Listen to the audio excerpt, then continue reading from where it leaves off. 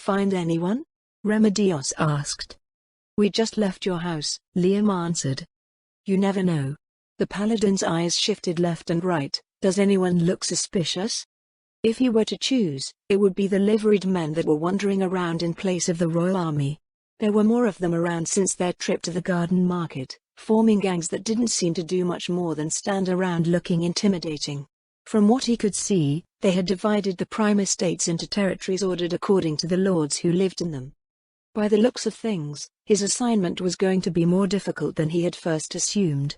He was confident that he could work his way around the Holy Kingdom's soldiers, but many of the men that had replaced them looked like they were more in line with his own areas of expertise.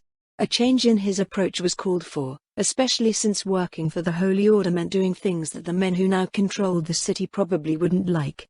However, his most pressing concern was that Remedios was asking him whether he saw anyone suspicious in the middle of the street. On top of that, she was staring at people so intensely that they either unconsciously started grooming themselves or scurried away in fright. He wasn't certain how many people had heard her, but Liam would definitely find his head screwed on backwards one day if she continued like this. Where do you usually report to when you're working in the city? Liam asked. The royal palace, Remedios answered. They aren't having me guard the sovereign anymore, but the Holy Order's main office is in one of the wards. It wasn't a good idea to be seen entering the palace. He wasn't even sure whether it was a good idea to be seen walking around with Remedios. With the nobles taking over the city, however, checking in at guard posts probably wouldn't turn up much. Then let's head over there first, Liam said. It's better than walking around glaring at people. He was pretty sure that someone like him couldn't just walk into a royal palace, but Remedios simply changed direction and walked off without a word. Liam did his best to avoid notice along the way, observing how the city's new security conducted themselves around her. To his surprise, he already found that things were getting worse. In contrast with their encounter earlier that day with the nobles' men, the ones now didn't put nearly as much effort into looking diligent or acting clean. Some behaved as if her presence didn't matter at all, chatting amongst themselves and trying to impress the maids running errands for their respective households. They're acting like they own the place already. The sheer number of them probably played no small part in it. People got weirdly dumb when they acted in groups, and thugs like the ones they were walking by gained confidence from numbers. In the Holy Kingdom, there was some truth to that, as the average citizen wasn't very strong even after they supposedly served in the army. He could probably count on things going a certain way as the city increasingly fell under their influence. Custodio, a man in the uniform of the Royal Guard, nodded at Remedios as they came up to the palace gate. Who's that following you? A new guy, Remedios said. Captain Montagna picked him up while he was in Kalinshire. Liam resisted the urge to look over his shoulder after they were waved through. The guards at the gate had barely looked at him. Was that how it worked in the Holy Kingdom? If one was famous or trusted, was anyone attached to them treated the same way? Was that okay? Liam asked. They don't even know who I am. A lot of people come in and out of the palace grounds, Remedios answered. It's not just where the Holy King lives and holds court. The temples, the Holy Order, the Royal Army, and the Admiralty are all headquartered here. They took a path leading them to the west wing of the palace. Inside a door over which the banner of the Holy Order waved lightly in the wind, a middle-aged man with bags under his eyes rose from behind the front counter to greet them. Capern, Custodio. It's your day off, isn't it? Did something happen? This guy happened, Remedios jerked a thumb at Liam. I'm afraid to ask. The captain sent him to work under me, Remedios said. Is he back from the east, yet? He should have been back a day ago. Captain Montagna is escorting penitents to the new shipyards, Liam said. The man shared a look with Remedios. If that's the case, he said, he won't be back for another 2 days, at least. Did you drop by the office to let us know? We picked up some equipment as well, Remedios said. I guess that's rare enough, these days, the man placed a form on the counter. We haven't needed to equip a new squire since Alvarez's kid 2 months ago. How many paladins are left? Liam asked. About 50, the man answered. You picked a good time to sign on, there's plenty of work to go around. 50 paladins for a country of millions. From the sound of it, the Sorceress Kingdom would have more paladins than the Holy Kingdom in a few years. Done, Remedios said, flipping the form around. The man picked up the form. His face soon twisted into a befuddled expression. You could outfit 100 squires with this much, he said. Gustav is going to vomit blood when he sees this. Where the hell did you go? The garden market. We went into the city first, but they didn't have any leather. What is this world coming to? The man shook his head. The fleet couldn't come in any sooner. We need to get trade going again. Can't you just trade with Riestais? Liam asked. According to the Admiralty, no merchant ships have arrived from Riestais or anywhere else since shortly after the war. There's still a land route, isn't there? There is, the man replied, but no one would think of taking the land route when shipping by sea is so much cheaper. The highway to Rirobel has become dangerous, as well. What about the shipments of grain from the Sorceress Kingdom? Shouldn't they be a sign that it's safe to trade again? Remedios' expression immediately soured. The man quickly sat back down and busied himself with paperwork. Go ahead and pick out a surcoat in the back, he said. I'll speak to the captain about, Liam said. Liam's recruitment when he gets back. Is there anything else I can help you with? How many reports have you received since the Royal Army started preparing for their campaign? Liam asked. The man looked askance at Liam, then glanced at Remedios. He arched an eyebrow when she nodded. What type of reports are you referring to? Anything that the Holy Order or the Royal Army might be called on to handle regularly. The man looked up with a thoughtful expression. Not many, recently. We haven't gotten any at all since the morning. Isn't that weird? Liam asked. The nobles sent 5 times the men that the Royal Army had to police the capital before. It would stand to reason that such an overwhelming number of policing forces would reduce incidents to nearly nothing. I know that you're probably excited about joining and getting some work done, but, to the rest of us, this is a welcome reprieve. If you're that concerned, you can come around in the morning and take a look at the daily report. That should have everything you're asking about. We'll be back in the morning. Remedios guided Liam away from the desk. My shift starts then, anyway. See you then, the man said. When does your shift end? Remedios frowned. It doesn't, the man let out a helpless chuckle. I almost have enough mana to pick myself back up again, so I'll survive the night. Liam was pretty sure which spell the man was talking about. The Sorceress Kingdom used it all the time on the intelligence agents in training.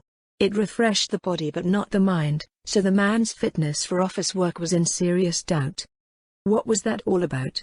Remedios asked once they returned to the pristine lanes outside the palace walls. Aren't the reports that we were talking about confidential? Liam asked. Yeah. Then we can't talk about it in the middle of the street, Liam said. Let's go back, I haven't eaten anything since yesterday. He felt a bit embarrassed talking like that, but Remedios seemed to prefer people being direct with her. She looked happier talking with Anando than she was with the simpering merchants running the other boutiques. Hey, Carla, Remedios shouted before the door to her manor finished swinging open, get some dinner started. Liam cringed at the sound of her voice, glancing at the neighboring manors. He never liked drawing attention to himself, and Remedios existed on an entirely different scale when it came to that. I have a personal question, Liam said, if you don't mind. Huh? What is it? Are you a noble? Sort of. Remedios replied, more like urban gentry. Our family has served the Holy Kingdom for generations and we've always been pretty strong. At least there was one thing that Robles seemed to have done right, or at least the Custodio family. It also explained a lot about her behavior. She wasn't raised as a noble, so she didn't act or think like one. At the same time, she was a famous strong person from a line of strong people that probably didn't have to watch themselves when it came to their conduct. Remedios sat down on the stairs as they waited for their food. In the courtyard, the manor staff was laying out a candle-lit table under the starry sky. Do you usually eat like this? Liam asked. No, the paladin snorted. I usually just wolf down whatever comes out of the kitchen door. It was no wonder that the staff was all smiles. They probably hadn't used much of their training in the Custodia household. So, Remedios said, what were you up to when you asked about those reports? Liam peered up at the eaves overhanging the courtyard, which were covered in red clay tiles. He wasn't sure if he should say anything since it would probably cause Remedios to harry him for information day after day. If he named any names, he imagined that she would put a Remedios-sized hole in the wall as she charged straight to whoever he mentioned. I wanted to see what Hobens was like before and after the nobles brought their men in, he said. But you heard what it was like, Remedios said. We were drowning in work and then it got better. That doesn't really say anything, Liam said. We need to see what's going on for real. What does that even mean? He plopped himself down on a patch of grass at the edge of the courtyard, crossing his legs and leaning against a cool marble pillar. What are the nobles like, here? Liam asked. The nobles? They're just nobles. You have good ones and bad ones. Most of them are annoying, though. And the people? The common folk, I mean. They're good people, Remedios told him. They've been through hell, but things will get better. Is that what you think? Liam leaned his head back, examining the eaves again. It's what I know, the paladin said. Liam pushed himself back to his feet. Remedios looked up at him as he went up the stairs to the second floor. Where are you going? She asked. Chamber pot. But he entered the closest room on the second floor, opening the shutters and crawling out. After pulling himself onto the rooftop, he padded silently over the clay tiles until he found what he was looking for. Kneeling on the eaves overlooking the courtyard was a nondescript man dressed as a common laborer. He didn't look very strong at all. An expendable. Liam grabbed the man by the collar and hopped back into the courtyard, using his weight to drag his mark along with him. The man let out a startled shriek before thudding onto the grass. Remedios shot to her feet, her long sword coming out in a flash. What in the... The Holy Kingdom is under siege, Liam told Remedios as he kicked the groaning man onto his back. And this is the face of your enemy. What in the God's name is going on? Remedios lowered her blade as she stared at the stunned man on the ground. Under siege? The face of their enemy?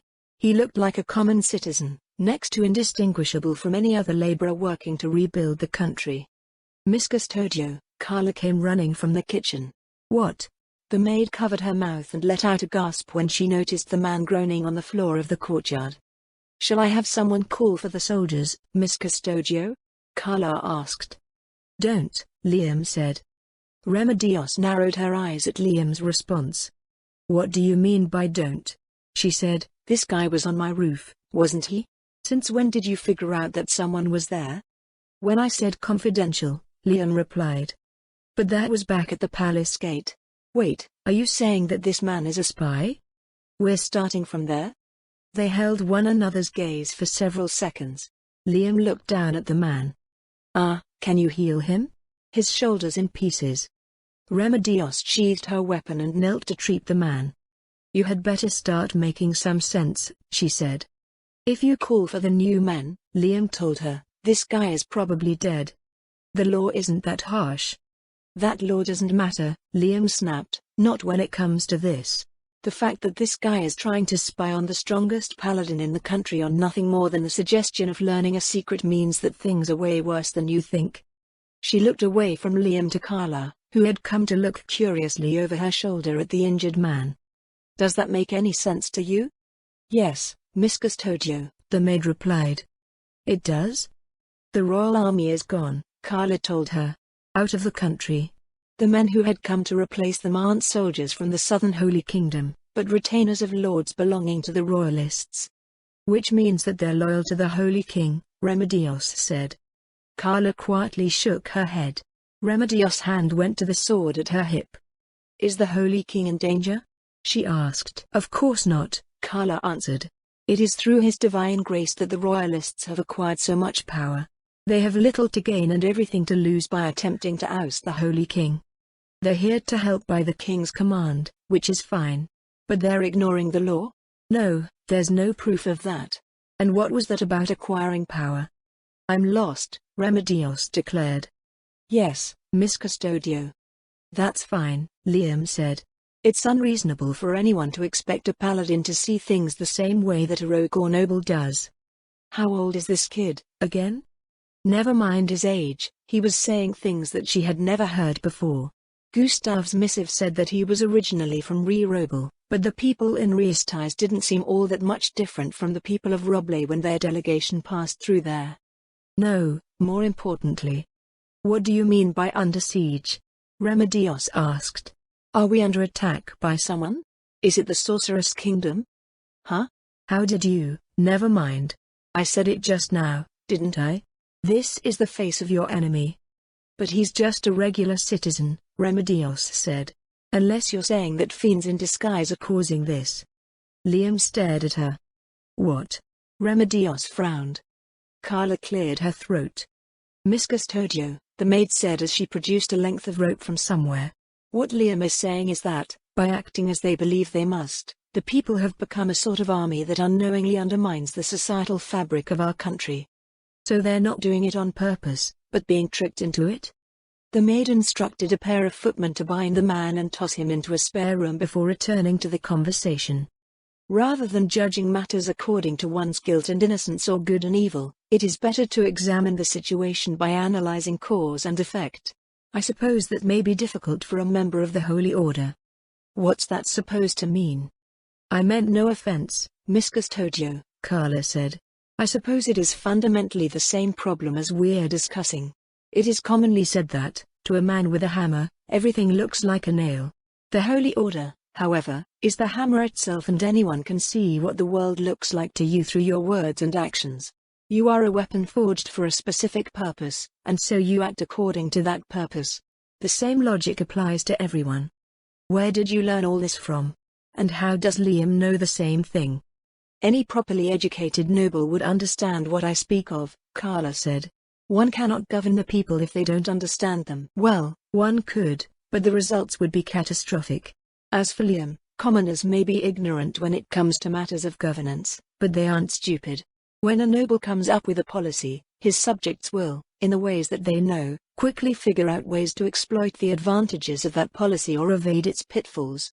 I suppose Liam is remarkable in the fact that he has transcended the thinking of the common man. I don't think it's that special, Liam said. Everyone knows about that stuff you're talking about. But it remains common sense to them, Carla said.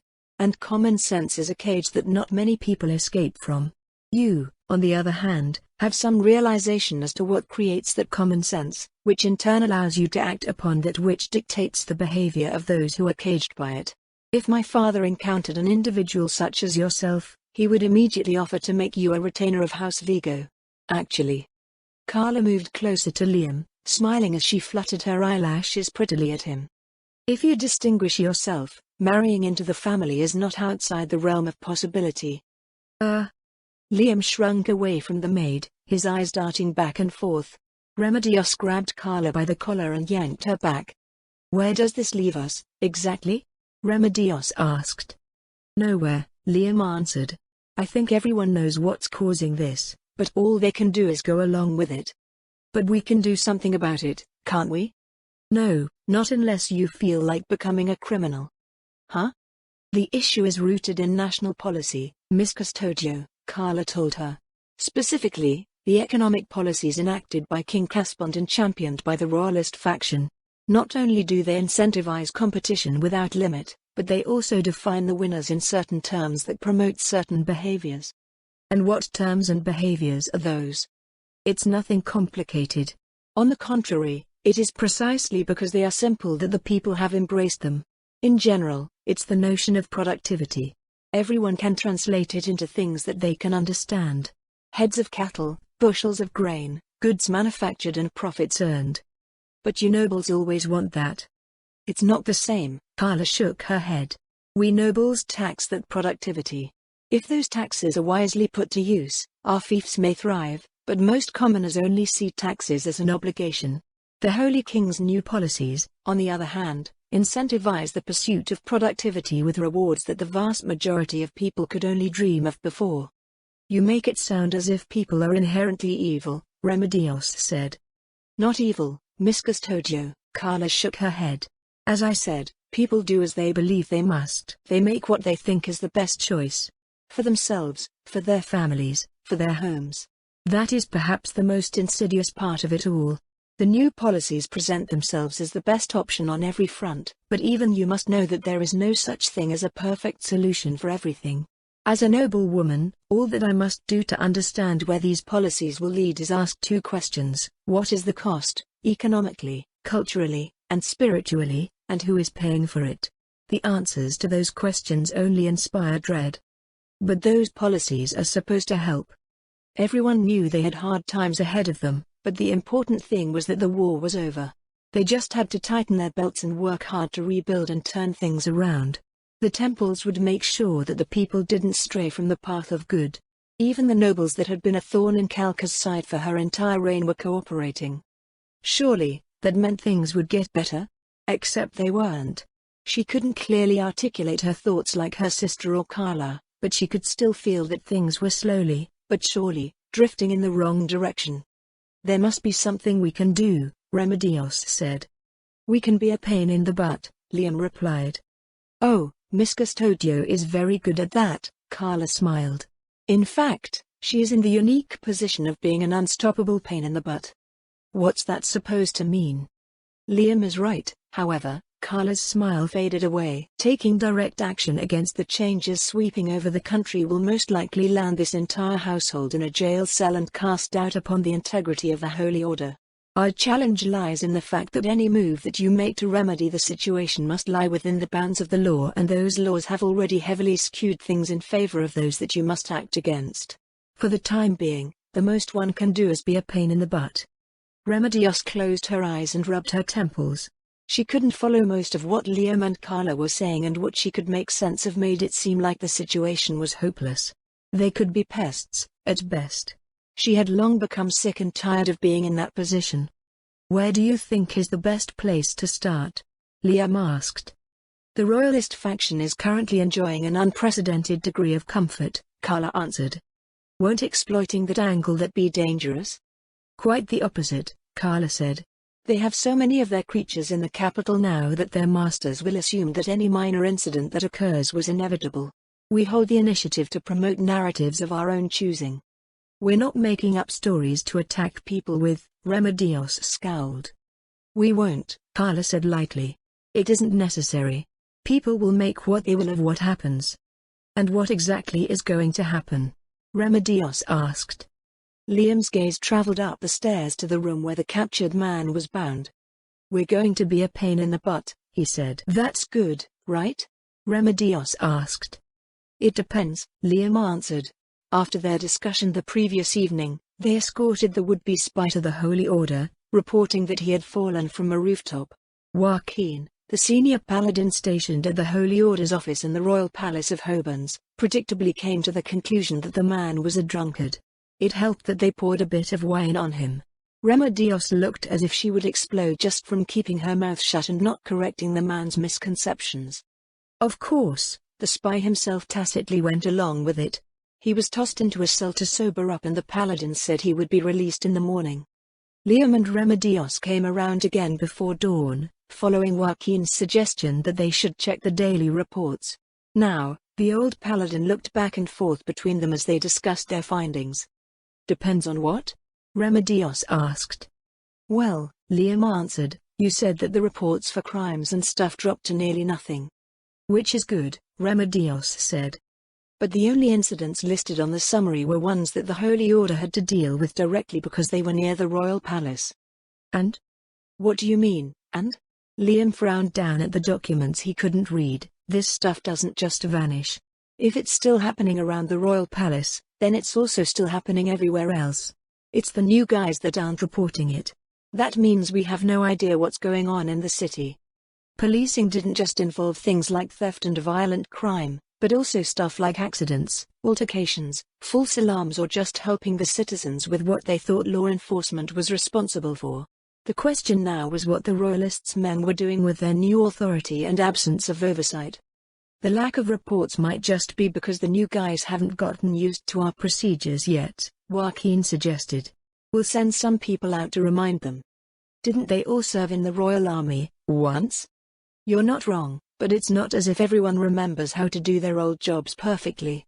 They probably never did them perfectly in the first place. In the army, you have groups of soldiers being cycled under career officers, and the career officers are the ones that provide oversight. But those career officers got sent out of the country, Liam said. Which is why I said what I did, Joaquin replied. Why are these people so damn positive about everything?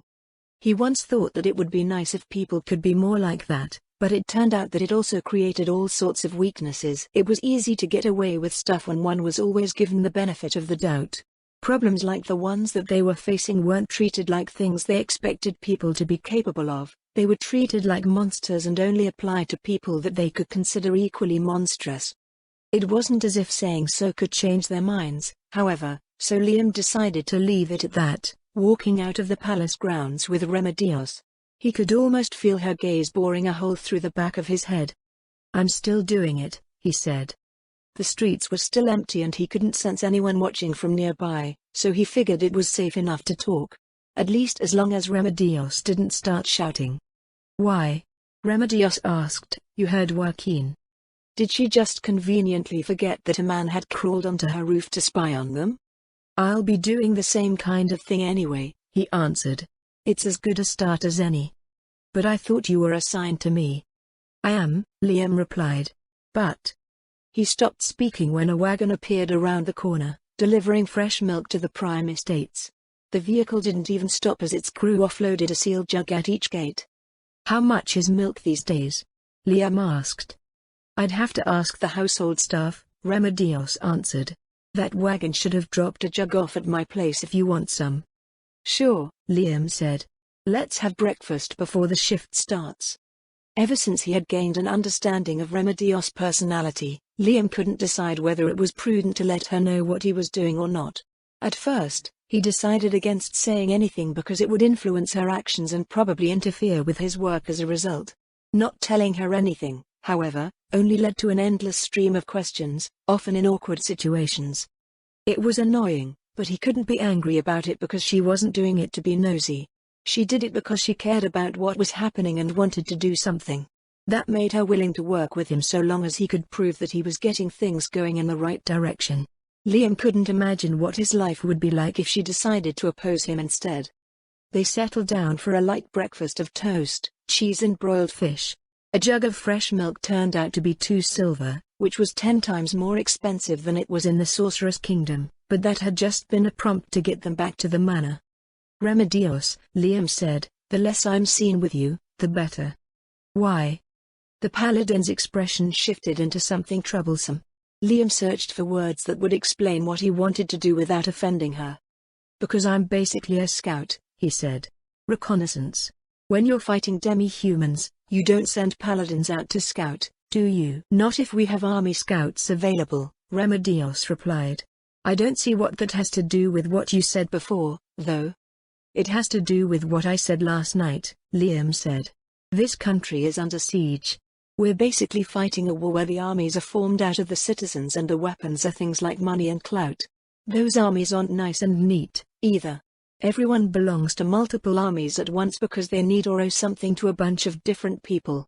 Then what is it that you plan on doing? Remedios said, all this talk about multiple armies only makes things more confusing. I guess that part doesn't matter for now, Liam admitted. What we're aiming for are the weapons or at least how the armies get their hands on them. Do you remember those people that we talked to yesterday while we were out shopping? Yeah. What they talked about was basically all about the same thing. Some people are taking control of essential goods like food and leather and it's making everything crazy. We need to figure out how they're doing it and what they're doing with the power that they've gotten by doing it. Then, we need to find someone we can trust that can make sense out of that information. Remedios' maid, Carla, seemed like a good candidate for that, but he couldn't tell what her motives were. She didn't like the direction that the Holy Kingdom was going in, but that didn't say anything about what she considered ideal. He could treat her as a resource, but not as an ally. A big chunk of Ijarnir's training was learning how to function as an operative with limited resources. Ninjas needed to know how to make use of anything, including their enemies, to create openings through which they could achieve their objectives. Admittedly, the training dealt with scenarios that were much smaller in scale, but Liam thought it could work in the Holy Kingdom if he could break the impossible-looking problem down into a lot of small, manageable ones. Liam. Yeah? There's still something I can't figure out, Remedios said. What is it now? Liam looked expectantly across the table at the paladin. All these ideas that you keep putting out, she said. You're just 14. How can you know any of that? You don't even talk like someone your age should. What were you doing when you were 6? Liam asked. Learning how to read and write, I guess, Remedios answered. I started learning how to fight around then, too. What about when you were 10? I was already a squire for 3 years by then. Is it the same for everyone in the Holy Kingdom? Sort of, Remedios replied. Most work on their parents' farm or apprentice as kids before serving their time in the army. I always wanted to be a paladin, so I guess my apprenticeship was uninterrupted. Why do you ask? Liam looked down at his half-eaten breakfast. Even when he and Saif still lived with their parents, they would be lucky to get as much in a day. Meat was out of the question. The Holy Kingdom is a nice place, Liam said. At least when we first arrived in Rimmune. People were nice. They trusted each other and they shared what they had when others got in trouble. Living in the towns and cities of Riestais isn't like that. It's not? It's not, he shook his head. I worked when I was 6, too, but I didn't work for my parents or apprentice to someone else. I did whatever I could just so we could eat. That's why I'm a rogue. I'm not proud of a lot of the things that I did, but it was never about doing things that were right or wrong, it was about living or dying. You might think that I don't act or think like a kid should, but kids that act and think like you think they should aren't kids where I come from, they're corpses. The people of Riestais didn't serve in the army together, nor did they have a great enemy to unify against. All they had was each other, and that turned out to be a terrible thing. Remedios stared silently across the table at him for a long time. Then, she rose from her seat and came around the table, kneeling to place a hand on his head. I'm sorry you had to go through all that, she said in a comforting voice. But you're here, now. You don't have to be like that anymore. Don't you get what I'm saying? Liam said stiffly, the Holy Kingdom isn't the same anymore. It's becoming more and more like Riestais. That's why I can compare it to what I know about. But you don't have to stoop to that level. I'm not. Liam shoved her hand away. Why do you always think that? You're good with a sword, so does that mean you go around chopping people up all day? Do you threaten to kill people to get what you want? Of course not. Then why do you keep treating me like that? Liam asked. I can do a lot of things, but that doesn't mean that I will or even want to. And what I do, I'm doing to help make things better. Remedios turned away, going back around the table with her arms crossed over her midriff. She didn't stop at her chair, however, instead pacing back and forth over the stone floor tiles. We're late for our shift, Liam said. The paladin took 2 more steps before stopping to grab what remained of her toast. Fine, she pointed the thing at him. Do what you think you need to do. But I want to hear about it later. You will, Liam promised. Just don't expect anything crazy. Thank the gods for that. With that, Remedios stuck the piece of toast in her mouth and ran out the door. He hoped that she wouldn't run into anyone along the way to the palace. I haven't heard an argument like that in a long time, Carla said from where she was attending to them in the corner of the room. You could have said something, Liam said between bites as he tried to finish breakfast. Servants are only visible when they need to be, the maid smiled mysteriously.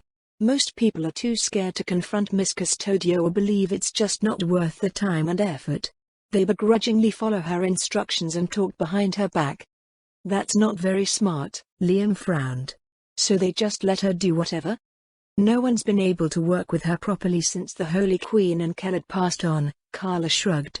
I suppose the current Grand Master has tried a few times, but the man is too lukewarm to be an effective leader. Conviction is what drives Miss Custodio. One must be able to stand their ground against her if they're to get anywhere. So her sister's dead. Since the previous day, he worried that someone who looked like Remedios would attack him in his sleep. What was Kellid like? He asked. She shared her sister's looks, Carla answered, but nearly everything else was different about them. Remedios is steadfast and forthright, but Kellid was shrewd and pragmatic. Together with the late Holy Queen, they made 3 parts of a whole. Now, 2 of those parts are gone. You're very good for Remedios, in that sense. She works so desperately to make up for what the Holy Kingdom has lost, but she can only be herself. Liam mulled over the maid's words as he made his way to the main gate of the palace grounds. He stood his ground because he was trying to make sure he could do his job. He never really considered Remedios' situation. Carla calling her an unstoppable pain in the butt summed it up more neatly than he realized. Remedios was a monster not only when it came to her physical strength, but also in terms of her moral integrity. The problem was that she was inflexible. No, that wasn't the right way to put it. The problem was that she interpreted her beliefs in a very specific way and refused to budge on the positions that she took as a result. People tended to see others as for or against them, so she represented an immovable obstacle at best and an implacable enemy at worst. It was way beyond the a bit hard to get along with sometimes, as Captain Montagna had put it. The man was quite the con artist despite being a paladin. Liam arrived outside the palace gate just before the new shift assumed its duties. He could see Remedios giving the paladin some sort of talk on the grounds inside the entrance.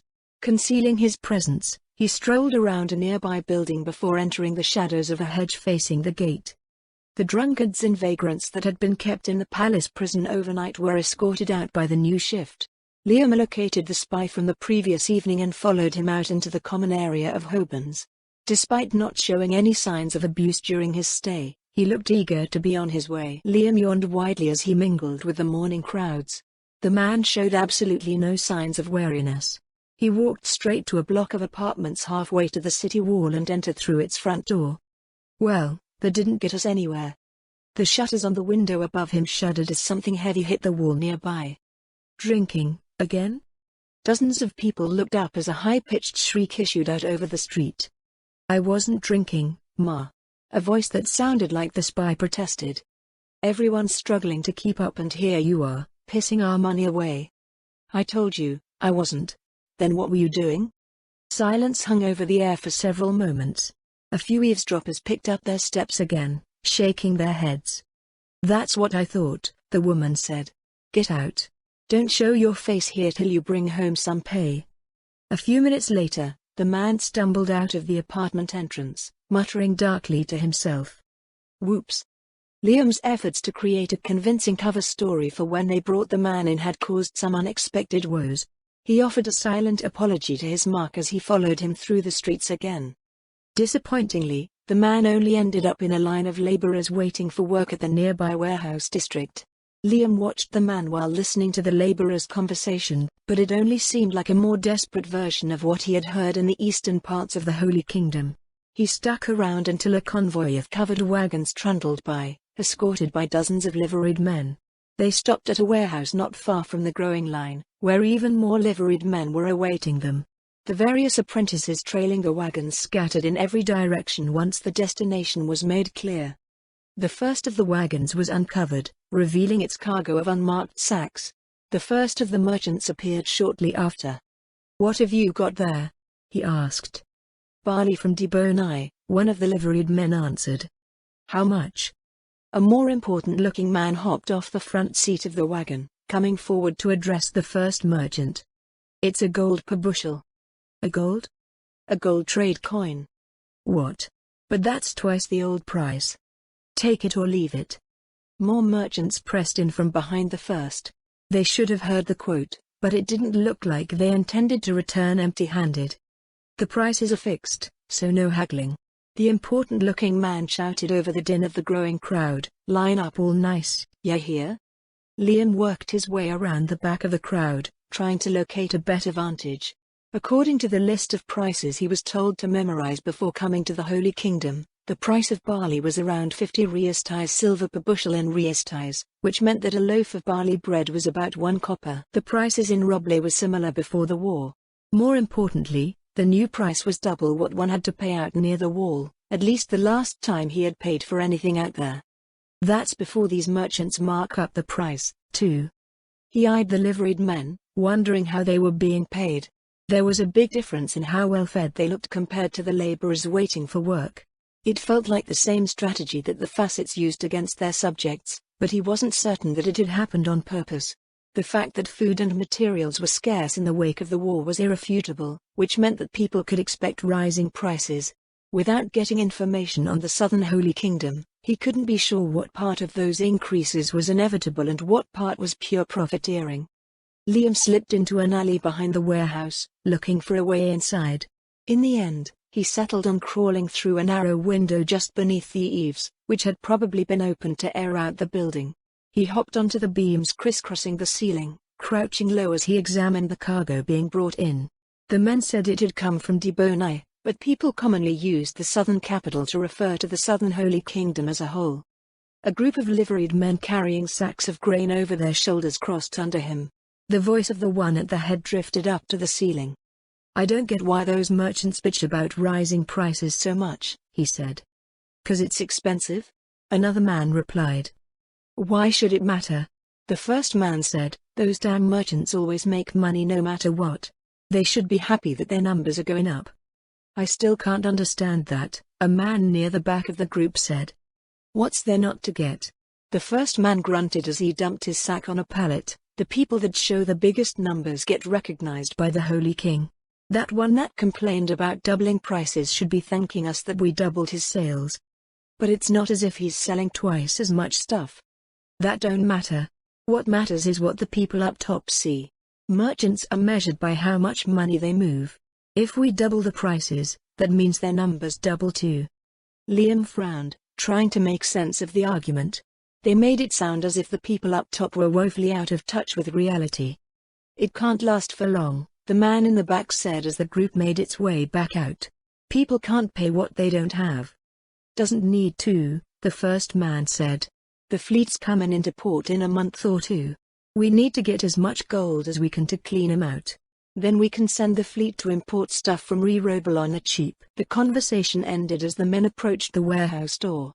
Liam stayed where he was while he waited for the cargo to finish offloading, enduring the growing heat as the sun beat down on the rooftop. Once the warehouse doors were finally shut, he hopped down to inspect the sacks of grain, finding nothing but the barley it was advertised to be. There was nothing else stored in the warehouse, but with grain being as expensive as it was, it wouldn't be wrong to see it as a small treasure trove. By the time Liam crawled out of the warehouse window, it was already mid-morning. He rejoined the endlessly moving crowds, wondering where he would go next. The markets, or maybe the mills? He settled on the markets first. How people reacted to the rising prices would give him a good idea of how desperate things were. To his surprise, however, he couldn't find anyone selling grain in any of the markets he visited. He looked around for a merchant that might know what was going on, eventually approaching a stand selling jars of pickled olives. "Where do they sell grain?" he asked. The merchant gave him an odd look. "They haven't sold grain in the markets for a while." "Why?" "Isn't it obvious?" the merchant said, "because people grinding flour and baking bread at home doesn't help with the numbers." "I see." He didn't. Grinding flour and baking bread at home were perfectly normal things to do. Liam scratched his head, looking around until his eyes settled on the familiar sign of a merchant guild office. The line was relatively short, so he figured that he could get away with asking some questions. "What may I help you with, young man?" A kindly-looking woman smiled down at him from behind the front counter. "Can you explain why they don't sell grain in the market anymore?" Liam asked. The woman blinked several times, her smile faltering for a moment. "Why? Because it's more efficient to leave the processing of flour and production of bread to specialized facilities." "Is that why the Holy King wanted us to do things the way we're doing them now?" "That's right," the woman nodded. "It is ultimately cheaper for one baker to bake bread for 100 tailors than it is for 100 tailors to spend time baking bread for themselves. It's better for those 100 tailors to use that time to produce more tailored goods. In times of great scarcity, such as our current situation, it is imperative that what resources we have are put to efficient use. Food and fuel are especially important." Liam nodded quietly as the woman spoke. She probably thought she was addressing a merchant's apprentice. He hoped he didn't look too confused, but the woman seemed to pay him no mind at all as she continued. "His Divine Grace's economic imperatives are especially brilliant in the fact that they allow us to keep track of the flow of wealth and resources within the country. This way of measuring the country's productivity at every level of society may very well be one of the greatest innovations of our time." Thank you for the explanation, young miss. Liam smiled. Of course, the woman beamed brightly. She looked like she was about to reach out and pat his head, so Liam made himself scarce. Now, he needed someone to explain her explanation.